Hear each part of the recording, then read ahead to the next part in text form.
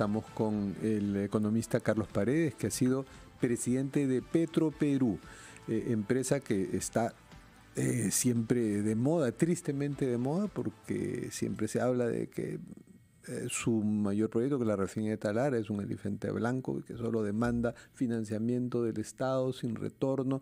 Ahora se ha dicho que no habrá más capitalización.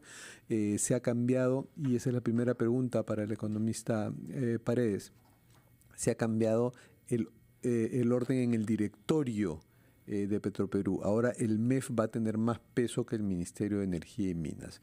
¿Ese es un buen paso? ¿Es eso suficiente? Claramente es un buen paso, porque en la actualidad el Ministerio de Energía y Minas está yendo contra opciones que permitirían solucionar el problema de Petroperú, y lo único que hacen es pedirnos más plata a los peruanos. Entonces, en respuesta a la situación actual del Ministerio de Energía y Minas, se cambia la composición del directorio. Pero nadie nos asegura que en el futuro el Ministerio de Economía y Finanzas va a hacer lo que es mejor para los peruanos. Claro, para que quede claro ese punto, es increíble que haya un cambio de esta manera, porque el MEF se supone va a ser más cuidadoso o más diligente a la hora de tomar decisiones con relación a Petroperú que el Ministerio de Energía y Minas. Pero estamos hablando de dos ministros del mismo gabinete. Es correcto. Y que han permitido que esto se produzca. ¿Cómo entender eso? Es decir, solamente pasar la empresa de manos del Ministerio de Energía y Minas, que parece lo está haciendo muy mal, al Ministerio de Economía y Finanzas es una solución, porque el señor que está en Energía y Minas no da pie con bola, para decirlo con... Es lo que se ha hecho. Creo que es un buen primer paso, Mávila. Creo que es, dentro del contexto en que estamos viviendo... ¿Y por qué no cambiar al ministro entonces? Bueno, es lo obvio, Pero, y tradicionalmente el MEF se ha comportado bien desde el punto de vista de estabilidad financiera y estabilidad fiscal. Ese es su rol. Entonces, no es una mala idea, pero esto apunta a la necesidad de cambiar el gobierno corporativo de Petroperú. Esa es la esencia del problema. Eso sería el segundo, tercer y cuarto paso. Pero totalmente. ¿podría describirnos cómo cambiar? Te diría, es necesario que lograr poner reglas que lleven a que la gerencia de Petroperú, el directorio de Petroperú, se comporten de manera de preservar los intereses de todos los peruanos, y no de un grupo de peruanos que trabajan en Petroperú. Petroperú está manejado por su gerencia al margen de los accionistas, que somos todos los peruanos. Ese es el drama. Y por eso ahora vienen a los accionistas y nos piden dinero y nos vuelven a pedir dinero. Miren la última, que creo que ha pasado desapercibida. Nos pidieron, por favor, dame 1.150 millones de dólares nuevos de aumento de capital. Los 750 millones que te pedí en el 22, en abril del 22, y que te dije te lo voy a devolver antes de diciembre de este año, no lo pudieron pagar. Entonces ahora nos dijeron, por favor, capitaliza eso también. Entonces la capitalización era 1.900 millones de dólares. Además de eso, pidieron una línea de 650 millones de dólares de crédito garantizado, ¿no? Y aumentar 500 millones de dólares de otra. El ministro les dijo, el primer ministro les dijo, no va. La capitalización no va. Y fue muy cuidadoso en decir, la capitalización no va. Entonces, ¿qué dijo el directorio de Petroperú, el presidente de Petroperú? Bueno, dame la línea de crédito. Eso es todo lo que pido. Dame las garantías. Y uno se pregunta, se tiene que preguntar, oye, ¿y para qué me pediste 1.900 millones de dólares de aumento de capital?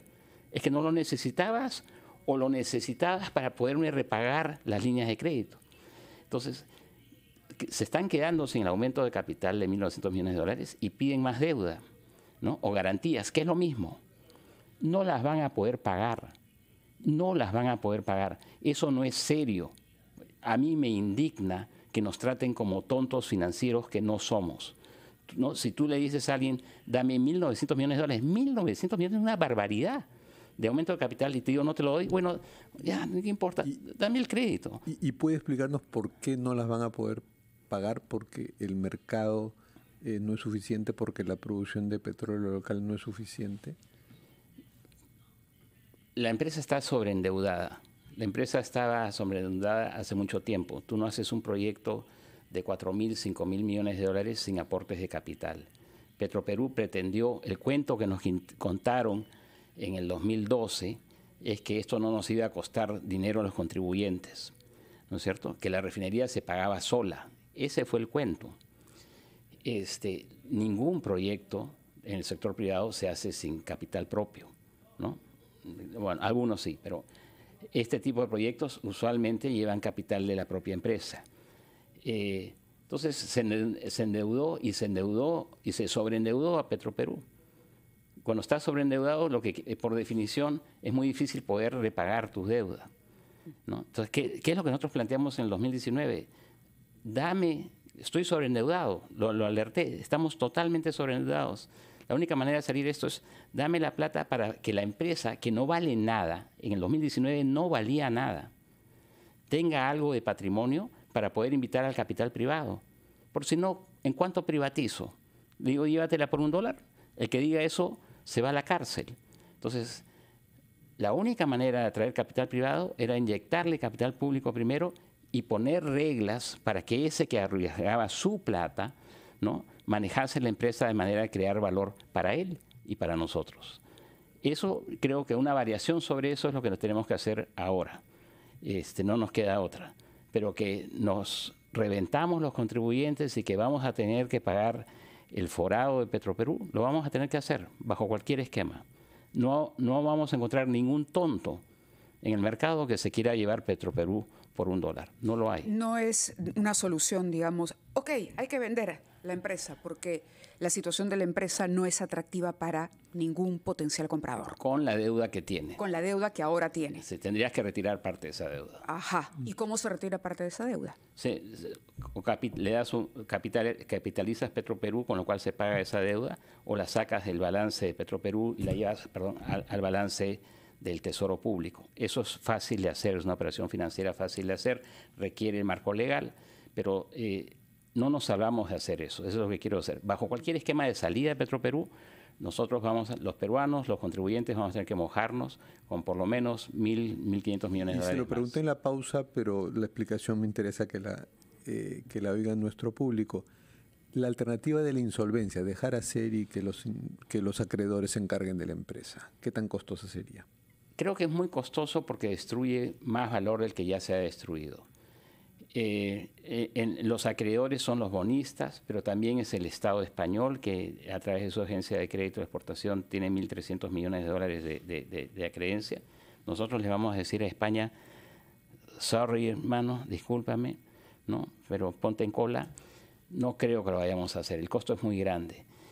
El costo de que el Estado peruano, de que el MEF lidere una situación de este tipo, da señales al mercado de que el riesgo que percibían en Perú no era tal, que era mucho mayor. Yo creo que esto puede tener efectos sistémicos donde el costo de la deuda peruana, la soberana de verdad, la del Tesoro, el costo se incrementaría, ¿no? Probablemente nos llevaría a una reducción en la calificación de riesgo. País. No de la empresa. No, la empresa ya perdió todo. Claro. ¿No? Ahora, a pesar de esto, y ya en otro flanco de la información, se critica también el otorgamiento de estos lotes. ¿Qué pasa ahí con el manejo de los lotes? ¿Por qué tienen que revertir al Estado cuando eran lotes que tenían un contrato de concesión con privados? Y se habla de una... Temporalmente, Petroperú tendrá la administración, pero sabemos que no es temporal, que hay una intención realmente de la empresa de querer... Sin duda. Por eso. Pero eso es sacarle de alguna manera la vuelta también Totalmente. Al modelo y a lo que está escrito en la Constitución. El Estado solo interviene ahí donde el privado no puede intervenir. Correcto. Pero ahí intervenía el privado y pueden intervenir los privados. Es correcto. Todo lo que has dicho es correcto, Mávila. El tema ahí es que se está buscando darle capital a Petroperú, inyectarle dinero a Petroperú de manera disimulada a través de estos lotes. Los contratos de concesión vencen y en vez de que Perupetro prepare los procesos, los concursos para atraer nuevo capital al Perú privado, que desarrolle esos lotes, que desarrolle el petróleo, ¿no? Hacemos una refinería en un país que no produce el petróleo que consume. Entonces, hacemos una refinería que vamos a tener que importar el petróleo para refinarlo. Entonces, en vez de promover el desarrollo del petróleo, lo que hacemos es dárselo a Petroperú para tratar de salvarla. Y le damos esos lotes a una empresa que no tiene la capacidad financiera para desarrollar los lotes, es decir, la producción va a bajar, y no tiene capacidad técnica. Petroperú hace más de 25 años que no explotaba petróleo. Entonces, no tiene sentido eso. Pero se nos hace a nuestras espaldas, se cuenta el cuento, esto es temporal, solamente 2 años. Ya nos anunciaron que ahora, posiblemente en marzo, Perú Petro decide darle el lote 10, que es el más grande del noroeste, a Petroperú. ¿Para qué? ¿Cuál es la solución? ¿De Petroperú? Sí, ¿qué hacemos con Petroperú? Yo creo que es sencillo. Sí, es indispensable transparentar las cosas, que entre un nuevo directorio, una comisión interventora y nos cuente a los peruanos cómo está, cuál es el plan de salida. Partamos del hecho que esto ya nos costó, no lo hemos pagado todavía, pero ya nos costó por lo menos 1.500 millones de dólares más. Entonces, vamos a tener que inyectarlo para no tener que poner más a futuro. Entonces usted está hablando no solo de que entre un nuevo directorio, una nueva composición, sino ha mencionado una comisión interventora. Totalmente. ¿Quiénes debieran, no necesariamente con nombres y apellidos, sino como perfiles, como extracción, representantes de quién debieran ser esa comisión interventora? Yo creo que tendría que estar el Ministerio de Economía y Finanzas, la Contraloría General de la República y el sector privado. Es indispensable transparentar. Y para transparentar, empecemos con a quienes nombramos ahí. No tenemos que nombrar a gente que busque ocultar los errores enormes que se han cometido. Transparentemos las cosas, que nos duela, nos tiene que doler, para no volver a cometer estos errores con estas empresas públicas. ¿Tiene futuro la empresa? Yo creo que sí tiene futuro. Yo creo que el Estado, dentro del marco legal actual, dentro de la ley 30-130, el Estado se puede quedar como accionista, invitando a accionistas privados y dándole el control del manejo a esos accionistas privados, que ellos busquen recuperar su inversión y en ese proceso nos permitan a nosotros recuperar parte de la nuestra. Tiene futuro, pero no como empresa estatal, es lo que está diciendo. Yo creo que una empresa de capital mixto, no 100% estatal. Capital mixto manejada por privados. De acuerdo, muchísimas gracias a Carlos Paredes por haber estado con nosotros, expresidente de Petroperú, a propósito de esta recomposición del directorio, que parece una buena decisión, dada la tremenda crisis que enfrenta hoy la petrolera estatal, pero que a la larga nos obliga a tomar decisiones un poco más drásticas. Muchísimas gracias. Vamos a la pausa y al resumen de la hora, 9:01.